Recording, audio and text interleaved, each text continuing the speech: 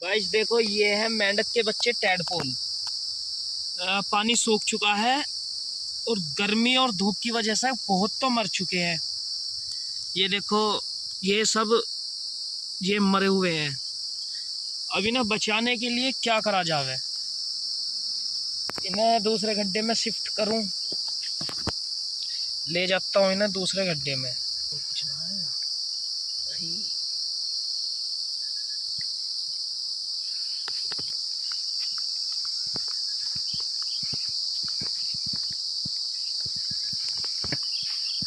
उन सबको इसमें शिफ्ट करूंगा अब।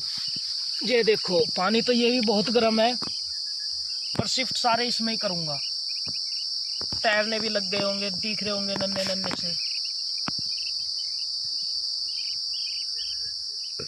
कुछ लेके आता हूँ यार मैं डिब्बा।